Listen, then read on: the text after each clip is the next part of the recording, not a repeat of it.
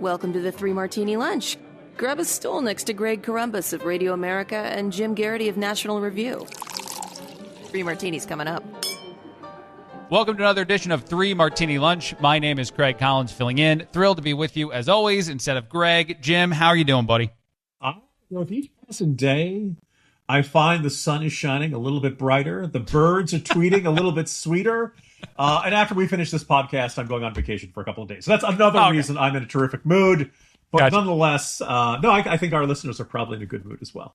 Yeah, no, I would agree with a lot of people. Good mood. Bernie Sanders not in a good mood as far as one individual who's not happy right now. Senator Bernie Sanders released what I think Axios is calling a scathing statement about the Democratic Party, their abandonment of the working class. I think Charlemagne the God has also been quoted a lot today as another person criticizing the Democratic plan to get people elected to things.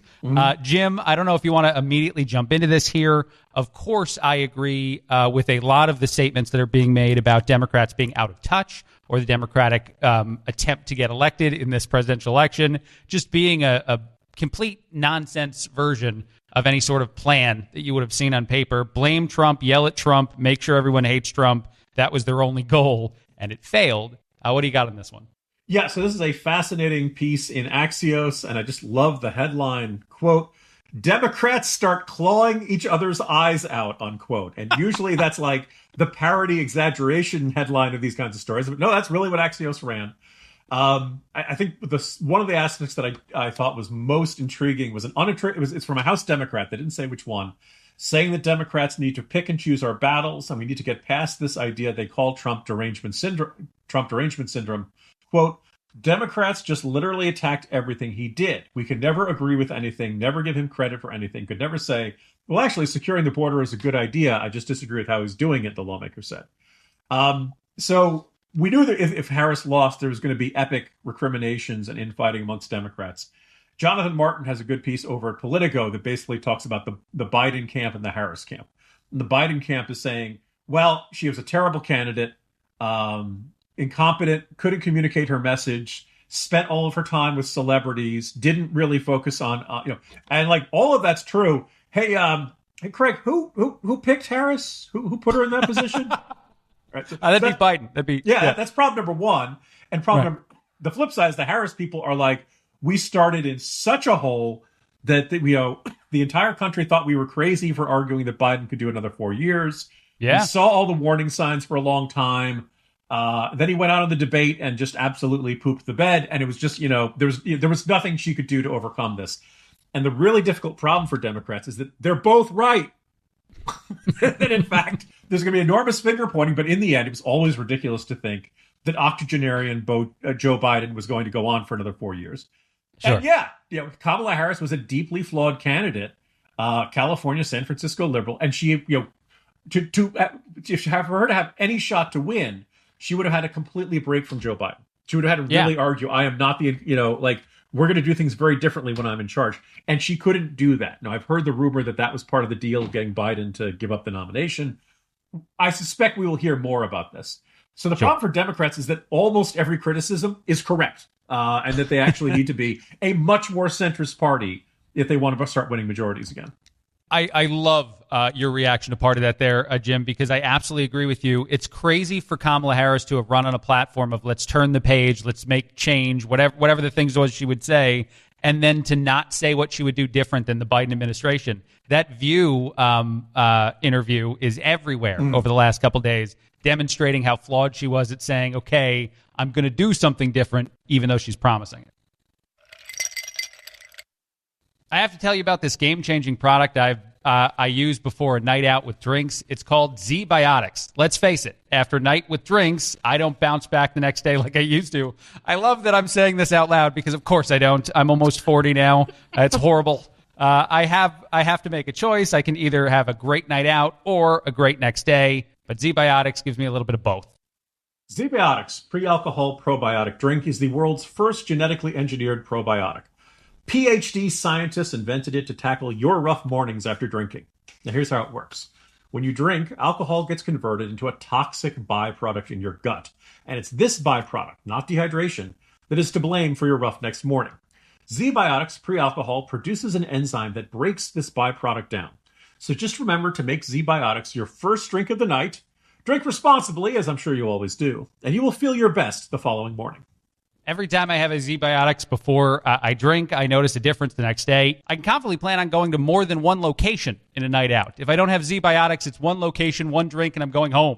If I have a Zbiotics, it can be more than one location and more than one beverage. Look, I won't lie. I was a bit on the fence about Zbiotics initially, but then, while hanging out with Jim and some others, I decided, hey, these are pretty good. And so is tequila. Tequila's great, too, in more than one sip. So I first give Zbiotics a try on that occasion, and after that, I was hooked. It's something you will love if you try it yourself. So go to zbiotics.com/3ml. That's the numeral 3 and the letters M and L, like you're doing Roman numerals, to get 15% off your first order when you use 3ml at checkout. Zbiotics is backed with 100% money-back guarantee, so if you're unsatisfied for any reason, they'll refund your money, no questions asked. Visit zbiotics.com/3ml and use the code 3ml at checkout for 15% off. And thank you, Zbiotics, for sponsoring this episode and our good times. All right, let's move on to the bad. The Biden administration is making contingency plans for a possible surge in border crossings ahead of President Trump's presidency. A lot of immigration talk. Republicans have often said we need to fix the border. They're not really sure how they do that, but they definitely want to close it. Jim, what do we got on this topic? Yeah, so for a long time, folks on the right have argued that not only is an amnesty a bad idea, but even talking about an amnesty is a bad idea because migrants in Central America, Mexico, places like that hear about it, think that there's an amnesty is going to pass at some point 6 months from now, a year from now, 2 years from now, and they want to get in so that the amnesty applies to them. So even the possibility of Democrats saying, maybe we'll do an amnesty for people who've entered the country illegally attracts more people and gets more people trying to cross the border. That's not quite what we got here, but we do have this report from NBC News that basically says the Biden administration is preparing for a whole bunch of people who want to get into the country before Donald Trump takes office again on January 20th of 2025. Now, they haven't said this surge has happened yet. There might be some people who are like, well, why would I want to get in there if Trump's going to be in power? He's probably going to have a lot more immigration enforcement and, a lot more raids and stuff like that. So it'll be tougher.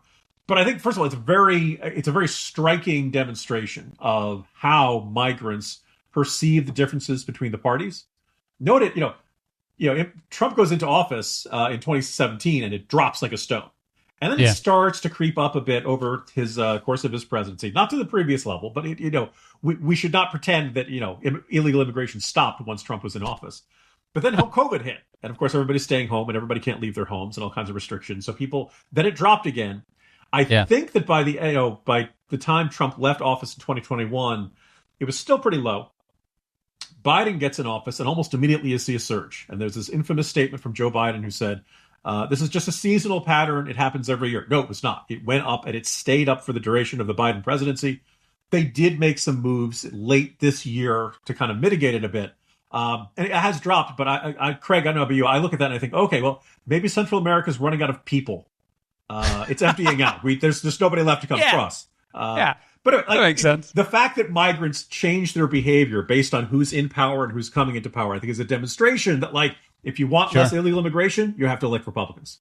I think I heard Joe Rogan ask this question to J.D. Vance, talking about the border itself and how it will always be a political win for Republicans to not want people to migrate from certain parts of the world that would overwhelmingly vote for Democrats, and Democrats would love some more voters. That is why I think that this amnesty discussion has always been one that has that political side of the reasoning for why Republicans would say no and Democrats would say yes to that. I wonder if any of that would ever come to a final decision where actually Republicans would allow for it. But I would imagine Republicans will continue to fight tooth and nail any version of amnesty, and taking over the House, the Senate, and the White House makes it very likely that these policies will be non-existent over the next couple of years. These policies are going to change. You will sometimes hear the argument that, but the number that gets tossed around is 11 million. I think most people would say it's probably increased considerably over the last few years. But roughly half of it, I think like 5 million or so, are people who enter the country legally on a tourist visa or temporary work visa, something like that, and decided to stay. And that is a problem. But even if you say, oh, okay, only 6 million are people who cross the border. Well, I still want to address that problem.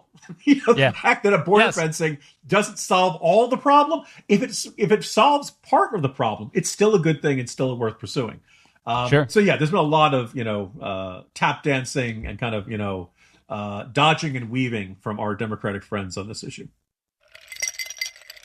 This show is sponsored by BetterHelp. Now, you probably have had a little bit of stress in your life recently. Maybe it's the election, maybe it's other things, change of seasons. Look, we're in November, and this month is all about gratitude. And along with the person, the people that matters to me the most, there's other people we don't get to thank enough, ourselves. It's sometimes hard to remind ourselves that we're trying our best to make sense of everything. And in this crazy world, and let's face it, that's not easy. It's helpful to learn positive coping skills and how to set boundaries. It empowers you to be the best version of yourself. And this isn't just for those who've experienced major trauma. Sometimes just getting through the day can be a little bit of trauma. So if you're thinking of starting therapy, maybe you want to give BetterHelp a try. It's entirely online, designed to be convenient, flexible, and suited to your schedule. Just fill out a brief questionnaire to get matched with a licensed therapist, and you can switch therapists at any time for no additional charge. Let the gratitude flow with BetterHelp. Visit BetterHelp.com/3ML today. Now, in that case, they write out the letter 3, THREE-M-L, to get 10% off your first month. Once again, that's BetterHelp, HELP.com/3, THREE-M-L. All right, one last one. The crazy that's out there in the world. I love the headline you created for this, Jim, that you sent to us. Texas Democrats are starting to wonder if anyone takes them seriously anymore. Yeah, that makes sense. That makes sense to me. I have no reaction to it. What do you want to say about this one, Jim? Yeah, well, this comes from an organization called Notice. I believe it is News of the United States, an abbreviation. The way presidency is sometimes referred to as POTUS. The problem is, that does sound like they're saying not us.org, which that's. But nonetheless, they Texas Democrats did not have a good election day again. It's been roughly a generation since they've won anything statewide. Craig, listeners of this podcast know that I've been a little bit obsessive about red state Republicans running for re-election and not really being in any danger, but Democrats convincing themselves and a whole bunch of credulous reporters that they are. Ted Cruz was never in any serious danger this year. I mean, look, if he had totally blown off the election, maybe he would have lost. But the moment Ted Cruz puts effort into running for re-election in a state like Texas, Trump's carrying the state, there's a whole bunch of Republicans, it's very tough for Democrats to win. And yet you could find people saying, this looks like the year. Look at these fundraising numbers for Colin Allred. No, they said, oh, it's all red. And in fact, actually on election day, Texas was indeed all red. Right. I got nicely done, credit. Credit Judson Berger for that headline. You know what's interesting about you saying this too is I'm in Florida now. I've just relocated here. Rick Scott is another example of what you're talking about. Yes. Greg and I used to joke that under the Florida Constitution, Rick Scott is required to win an election by 1% because it had happened, twice when he ran for governor and roughly when he ran for Senate. This year he won by like 1.6 million votes. It wasn't even close. Yeah. But returning back to Texas. Look, this is the state of Ann Richards. This is the state that, a generation ago, before George W. Bush, could elect Democrats. And they were generally culturally conservative Democrats.